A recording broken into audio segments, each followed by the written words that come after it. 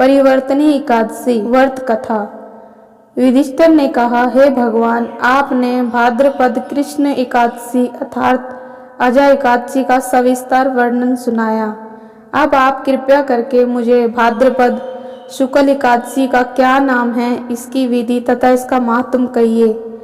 तब भगवान श्री कृष्ण कहने लगे कि इस पुण्य, स्वर्ग और मोक्ष को देने वाले, सब पापों का नाश करने वाली उत्तम वामन एकादशी का महात्म मैं तुमसे कहता हूँ, इसे ध्यान पूर्वक सुने।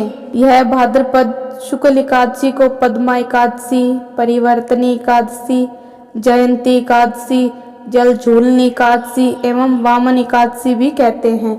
इस दिन यज्ञ करने से वाजपेयी यज्ञ का फल मिलता है। पापियों के पाप नाश करने के लिए इससे बढ़कर कोई उपाय नहीं है। जो मनुष्य परिवर्तनीय एकादशी के दिन मेरे वामन रूप की पूजा करते हैं, उन्हें तीनों लोकों में पूजा जाता है।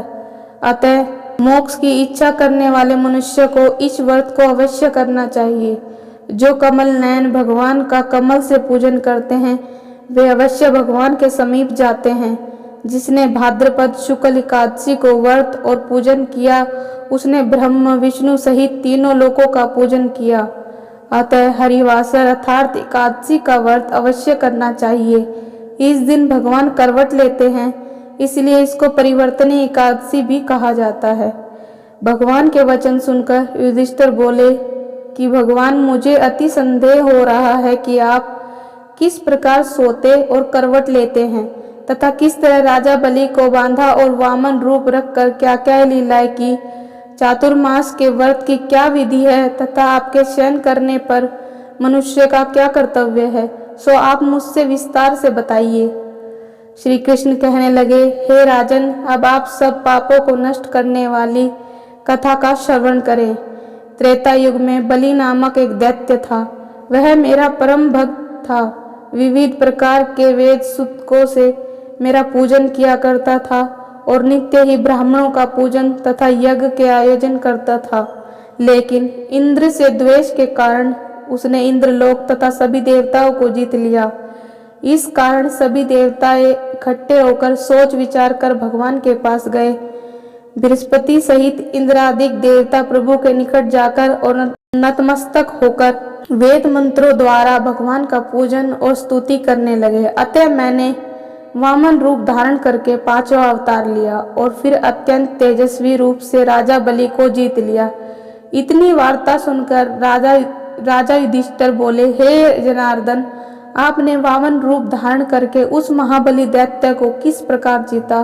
श्री कृष्ण कहने लगे, मैंने वामन रूपधारी ब्रह्मचारी बलि से 3 पग भूमि की याचना करते हुए कहा, ये मुझको 3 लोक के समान है और हे राजन, यह तुमको अवश्य ही देनी होगी।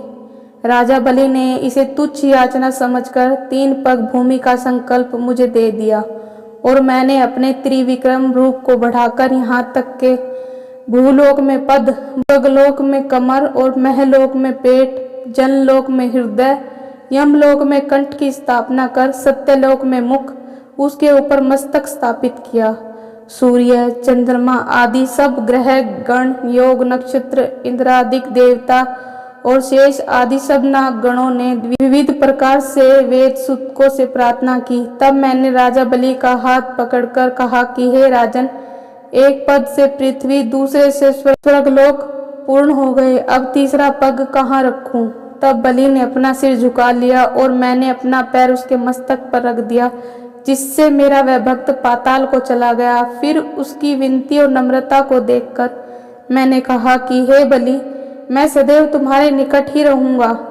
विरोचन पुत्र बलि से कहने पर भाद्रपद शुक्ल एकादशी के दिन बलि के आश्रम पर मेरी मूर्ति स्थापित हुई। इसी प्रकार दूसरी श्री क्षीर सागर में शेषनाग के षष्ठ पर हुई। हे राजन, इस एकादशी को भगवान शयन करते हुए करवट लेते हैं, इसलिए तीनों लोकों के स्वामी भगवान विष्णु का उस दिन पूजन करना चाहिए। इस दिन तांबा, चांदी, चावल और दही का दान करना उचित है। रात्रि को जागरण करना आवश्यक है। जो विधि पूर्वक इस एकादशी का व्रत करते हैं, वे सब पापों से मुक्त होकर स्वर्ग में जाकर चंद्रमा के समान प्रकाशित होते हैं और यश पाते हैं। जो पाप नाशक इस कथा को पढ़ते या सुनते हैं, उनको 1000 अश्वमेध यज्ञ का फल प्राप्त होता है। बोले जय श्री हरिनारायण की जय।